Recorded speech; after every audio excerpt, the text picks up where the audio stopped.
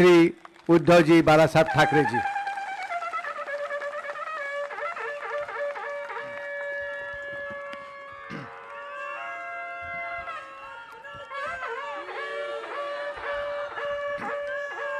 जमलेल्या माझ्या तमाम हिंदू बांधवांनो, भगिनींनो आणि मातांनो, जय श्री कृष्णा, जय यादव, जय माधव।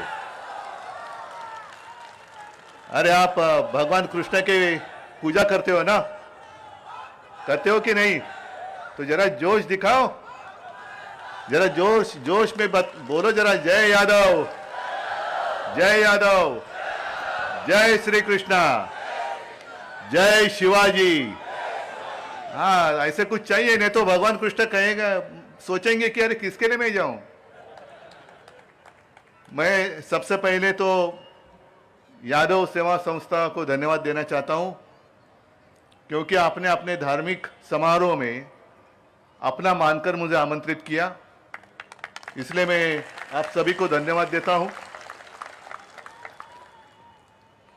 धन्यवाद मैंने इसलिए दिए क्योंकि आज के जमाने में अपना मानना, और अपना मानना है तो किसे मानना, बहुत मुश्किल हुआ है। और ये तो राजनीति है। कल तक जो अपने घर में रहा, परिवार में रहा, अपना माना, अपना समझा, वही आज अपना दुश्मन बनकर सामने खड़ा हो गया है। और फिर यहीं पर आती है भगवान श्री कृष्ण जी की याद। महाभारत, जो गीता समझाई थी भगवान कृष्ण ने अर्जुन को, सामने तो अपने ही थे लोग, तो अर्जुन ने कहा कि मेरे अपने लोग हैं, मेरे परिवार के लोग हैं, मेरे रिश्तेदार हैं, मैं कैसे उठाऊं धनुष्य बाण। खैर धनुष्य बाण भी उन्होंने चुरा लिया अपना, डर गए। लेकिन महाभारत में जो भगवान कृष्ण ने सीख दी है हमें कि सामने कोई भी हो, लेकिन धर्म के खिलाफ जो अपना हथियार उठाएगा उसका निर्दालन तो करना ही होगा, करना ही होगा। और सिर्फ हम पढ़ते आए हैं यदा यदा ही धर्मस्य, तो अब जब भी धर्म के खिलाफ अधर्म उठकर खड़ा हो जाएगा तो अपने आप में आपके बीच में भगवान कृष्ण को देख रहा हूं। महाभारत कब हुई पता नहीं, कुछ हजार साल पहले की बात है,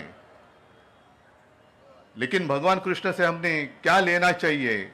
आज के भगवान कृष्ण तो मैं आप सभी में देख रहा हूं। भारत की जनता, हिंदुस्तान की जनता ही भगवान कृष्ण का रूप है। और डॉक्टर साहब क्षमा करिए, आपको थोड़ा सा रोकना पड़ा, क्योंकि आप तुमचं मन उचंबळून आलं होतं। लेकिन मैं आपको वादा करता हूं, आपको वचन देता हूं, आज की सभा कोई राजनीतिक सभा नहीं है, लेकिन यहीं पर मतलब मैदान तो छोटा पड़ जाएगा, अभी तो छोटा मैदान है। मेरा भाईंदर में पब्लिक मीटिंग ले लो, मैं आता हूं, मैं जरूर आऊंगा। और जो भी बात आपने कही है कि उत्तर भारतीय और मराठी मानुस दूध और शक्कर के जैसे मिलजुल गया है, ये तो आप मानते हो ना? मानते हो कि नहीं मानते हो? तो अभी आपको ध्यान देना पड़ेगा कि दूध और शक्कर में नमक कौन छिड़क रहा है, कौन अपने आप को, हमें, हमारी जो एकता है उसमें नमक कौन डाल रहा है। अभी तो जमाना है, राम मंदिर का निर्माण होने जा रहा है, बड़ी गर्व की बात है, खुशी की बात है, आनंद की बात है। लेकिन जैसे अभी आपने 2-3 साल पहले कोरोना में क्या क्या हुआ और मैंने क्या किया, मैंने कुछ नहीं किया, बस भगवान कृष्ण और भगवान प्रभु राम, तुळजा माता, जगदंबा, शिवाजी यांच्या आशीर्वादाने जो कुछ मुझे करना था मैंने मेरा कर्तव्य निभाया। और ये कोई दूर की बात नहीं है। लेकिन राम मंदिर का निर्माण जब होने जा रहा है तब मुझे वो भी दिन याद आ रहे हैं, 92-93। आपने कहा, आप सभी लोगों का बड़प्पन है कि मैंने आपको बचाया, लेकिन उस वक्त शिवसेना ने मुंबई में रहने वाले हिंदुओं को बचाया था। आज तो ठीक है, बड़ा मंदिर वहां निर्माण होने जा रहा है, लेकिन वो जमाना ऐसे था कि हिंदू, मैं हिंदू हूं कहने के लिए लोग डरते थे। कैसे कहूं?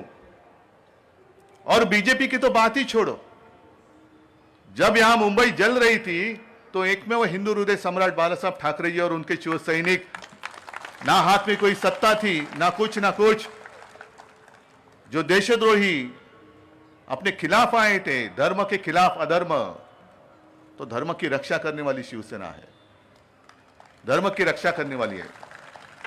लेकिन हमारा हिंदुत्व सिर्फ दूसरे धर्म का द्वेष करना नहीं है। मेरे पिताजी जो कहा करते थे कि हिंदुत्व मतलब राष्ट्रीयता है। ये देश मेरा, मतलब मेरा देश मानने वाला, ये वतन मेरा है मानने वाला हर कोई है, वो हमारा है, अपना है। देश के लिए जान देने वाला जो है वो हमारा अपना है। बाकी तो बातें ठीक है। आप सदियों से यहां रह रहे हो, कभी कभी कुछ उत्तर भारतीय मेरे घर में आते हैं, अच्छी मराठी में बात करते हैं, तो मैं उनको पूछता हूं कि भाई साहब आप कहां से हो? तो कहते मैं उत्तर प्रदेश से हूं। अच्छा, गांव कौन सा? तो आप काहे का गांव? मेरे दादा यहां आके बसे, तो अभी हम मुंबई यही हमारा गांव हो गया, अभी गांव कुछ रहा ही नहीं। अच्छी बात है, इतनी अगर एकता है। और बीच में किसी ने कहा कि जब अपनी सरकार केंद्र में आएगी, जरूर आएगी और हमें लाना ही होगा, तो राजन विचारे को मंत्री बनाओ। मैंने कहा आपके मुंह में घी शक्कर, उसके चाहिए तो आज की पूजा में मक्खन होगा तो मक्खन भी ले लो। इसलिए मैं कह रहा हूं कि अपना अनुभव, जो अपने अनुभव लिया है, शिवसेना का अनुभव लिया है, चलो मैं मुख्यमंत्री था, मेरे कार्यकाल का अनुभव लिया है, वो अनुभव को आप मत भूलो।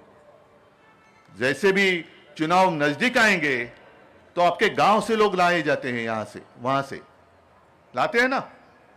आप कहां से हो? यादव हो, ब्राह्मण हो, ये हो, वो हो, उत्तर प्रदेश में कहां से रहने वाले हैं, तो आपके गांव से कोई वहां के मुखिया हो सकते हैं, लेकिन वो उनके पार्टी के होते हैं, वो आपके बीच में आते हैं।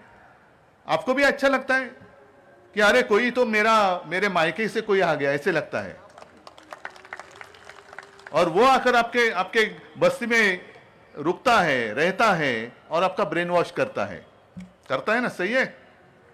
फिर 5 बज जाते हैं, 6 बज जाते हैं, वो वोटिंग मशीन बंद होता है, फिर आपके मायके से जो आता है वो गायब होता है। फिर रहते हम, आप और हम तुम एक शहर में बंद हो, चाबी तो खो नहीं देंगे हम, लेकिन बाद में आप और हम इस शहर में रहते हैं। जब भी कोई जरूरत आती है तो आप हमारे साथ आते हैं, हम आपके साथ देते हैं, लेकिन चुनाव आते हैं तो न जाने कहां से, भले आपके गांव के लोग हो, वो आपके बीच में आकर आपका ब्रेन वॉश करते हैं। और इसलिए मैंने जो बात की, शुरुआत की कि दूध और शक्कर में नमक छिड़कने वाला कौन है, उससे आप दूर रहो। उनको कहना भाई साहब हम यहां सुखी हैं, आपकी कोई आवश्यकता नहीं है। हमारे यहां महाराष्ट्र में सुखी है, मुंबई में सुखी है, हमें कोई आपत्ति नहीं है, कोई संकट नहीं है। जब भी कोई आपत्ति आती है, वो चाहे निसर्ग का, प्रकृति का प्रकोप हो, या दंगा फसाद हो, या कोई एक्सीडेंट हो, पहले दौड़कर कौन आता है? शिवसेना आती है कि नहीं आती है?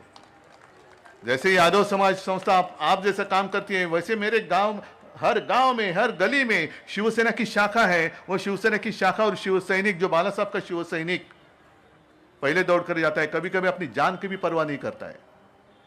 और ऐसी भी कोई घटना हुई है कि बचाते बचाते मेरे शिव सैनिकों ने अपनी जान गंवा दी है, अपनी जान गंवा, लेकिन वो परवाह नहीं करते, अपने परिवार की परवाह नहीं करते। अपना मेरा क्या होगा, मेरे बाल बच्चों का नहीं, मेरे सामने कुछ हो रहा है तो पहले उनको मुझे बचाना चाहिए। यही हमारा हिंदुत्व है, यही हमारा हिंदुत्व है। और कई बार मैंने कहा है, हाँ हम भगवान कृष्ण को मानते हैं, भगवान राम को मानते हैं, प्रभु रामचंद्र को मानते हैं, सबको मानते हैं। एक महीने पहले जहां चुनाव हुए, मध्य प्रदेश में हुए, राजस्थान, छत्तीसगढ़, ठीक है, जो भी परिणाम आए सबके सामने हैं।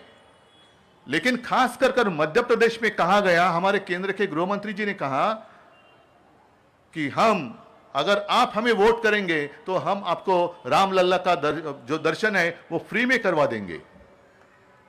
क्या रामलला आपकी प्रॉपर्टी है? हाँ, रामलला आपकी प्रॉपर्टी है? अरे कितने साल हो गए, सालों से चलते आ रहे हैं, जय श्री कृष्ण, जय श्री राम। आप तो अभी अभी आए हो और आपको अभी ऐसे लगने लगा कि जय श्री राम या जय बजरंगबली की जय बोलेंगे तो सारे हिंदू हमारे साथ आ जाएंगे।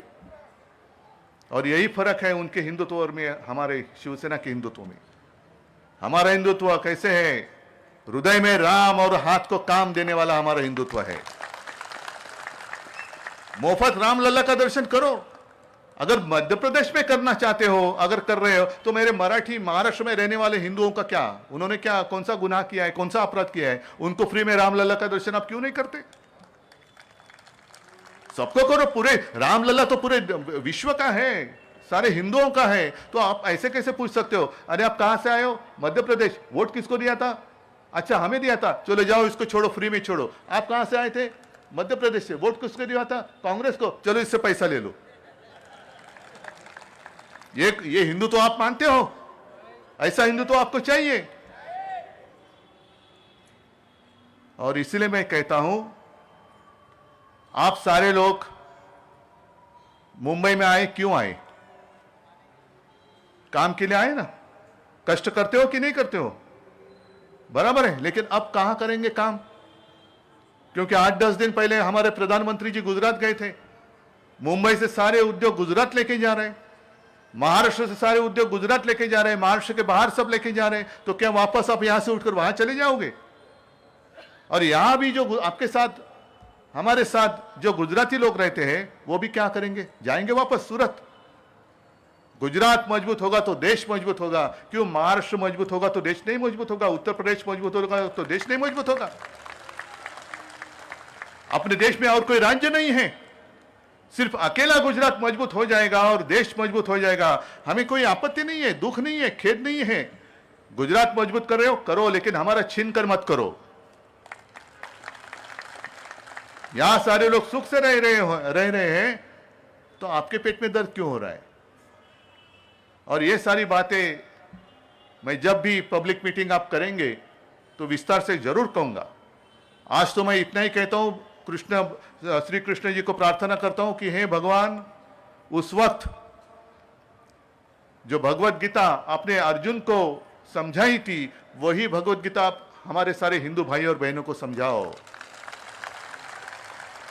जो हिंदुत्व का आधार लेकर हिंदुओं के खिलाफ एक तानाशाही लाने की कोशिश कर रहे हैं, तानाशाही को खत्म करने के लिए हे भगवान, आपका जो तेज है, आपका जो अंश है, मेरे सब माता बहनें और मेरे भाइयों के बीच में डालो। और जब चुनाव आएगा तो जैसे प्रधानमंत्री जी कहते हैं, वैसे मैं आपको कहता हूं, जय श्री कृष्ण कहो, जय श्री राम कहो और तानाशाही को खत्म करो।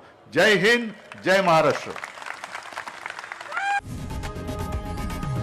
लोकशाही मराठी ऐका, पहा, जागरूक रहा।